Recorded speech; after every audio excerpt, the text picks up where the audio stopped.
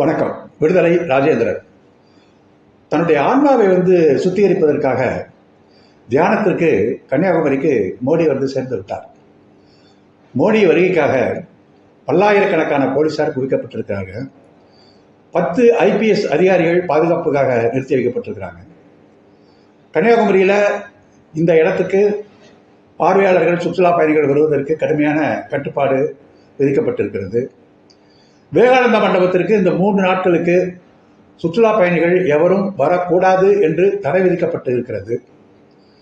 பகவதி அம்மன் கோயில், அது கோயில் அர்ச்சகர் கட்டுப்பாட்டிலிருந்து, இன்னும் சொல்ல போனால் பகவதி அம்மன் கட்டுப்பாட்டிலிருந்து காவல்துறை கட்டுப்பாட்டுக்கு கொண்டு வரப்பட்டு இருக்கிறது. மீனவர்கள் 3 நாட்கள் மீன்பிடிக்க செல்லக்கூடாது என்று தடை விதிக்கப்பட்டு இருக்கிறது. இவ்வளவு கெடுபிடிகளுக்கு மத்தியில் பாரதிய ஜனதா கட்சிக்காரர்கள் மோடி வருகிறார் என்பதற்காக கன்னியாகுமரியில் தங்குவதற்கு பல ஓட்டல்களில் அறைகள் எல்லாம் பதிவு செஞ்சுட்டு இருந்தாங்களாம். இப்போ மோடி சொல்லிட்டார் தெளிவா, இது கட்சி பிரச்சனை இல்லை, இது என்னுடைய சொந்த பிரச்சனை, அதனால் கட்சிக்காரங்கள்லாம் யாரும் வர வேண்டாம் அப்படின்னு மோடி ரொம்ப நேர்மையாக கட்சியிலிருந்து தன்னுடைய ஆன்மீகத்தை விலக்கி வச்சு கட்சிக்காரங்கள்லாம் உத்தரவு போட்டாங்களாம். டெல்லி பாஜக தலைமை அலுவலகத்திலிருந்து தமிழ்நாடு பாஜகவுக்கு உத்தரவு தமிழ்நாடு பாஜககாரங்கெல்லாம் அங்கே மோடி தியானம் பண்ணுற இடத்துக்கு போக வேண்டாம் அப்படின்னு சொல்லி முடிவு பண்ணிட்டாங்களாம். அதாவது இது கட்சி பிரச்சனை இல்லை, ஆன்மீக பிரச்சனை அப்படின்னு சொல்லி ரொம்ப நேர்மையாக மோடி இதை கருதுறாரு. சரி, கட்சி பிரச்சனை இல்லைங்கிறது உண்மைதான். ஆனால் இது ஒரு அரசு பிரச்சனையா?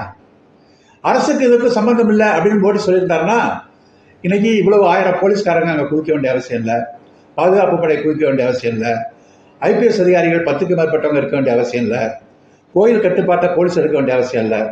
ஆனால் கட்சி பாதுகாப்பு, கட்சியுடைய தொடர்பு வேண்டாம், ஆனால் அரசனுடைய தொடர்பு வேணும் அப்படின்னு நினைக்கிறாரு.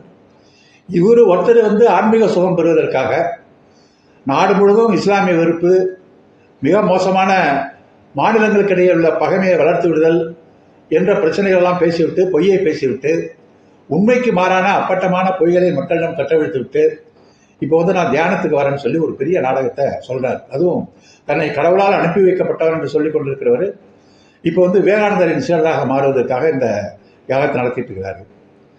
கடைசி கட்ட தேர்தல் வேறு இந்த யாகத்துக்கு பிறகு நடக்குது.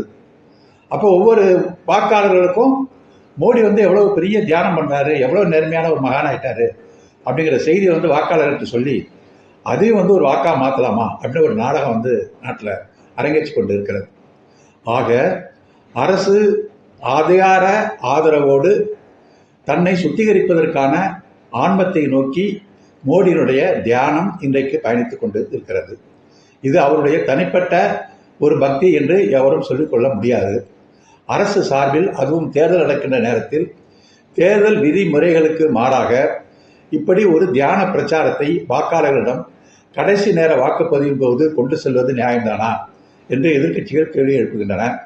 வேடிக்கை என்னவென்னு சொன்னால், மோடி 3 நாள் தியானம் செய்கிறாரு, ஆனால் தேர்தல் ஆணையம் கடைசி 1 மாதத்துக்கு மேலாகவே தியானத்தில் தான் இருக்கு. எந்த பிரச்சனைக்கும் வாய் திறந்து பேசலை. ஆக நீண்ட தியானத்தில் இருக்கிற தேர்தல் ஆணையத்திடம் போய் 3 நாள் தியானம் இருக்கிற மோடியினுடைய பிரச்சனை கவனிங்கன்னு சொன்னால் தேர்தல் ஆணையம் தியானத்தை கலைப்பதற்கு தயாராக இல்லை. தேர்தல் முடிஞ்சதுக்கு அப்புறம் வேணும்னா மோடியினுடைய தேர்தல் ஆணையத்தினுடைய தியானம் கலையலாம். ஆனால் தேர்தல் முடிஞ்சதுக்கு அப்புறம் மோடியினுடைய இந்த வேஷமும் கலையத்தான் போகுது. சிந்திப்போம். நன்றி, வணக்கம்.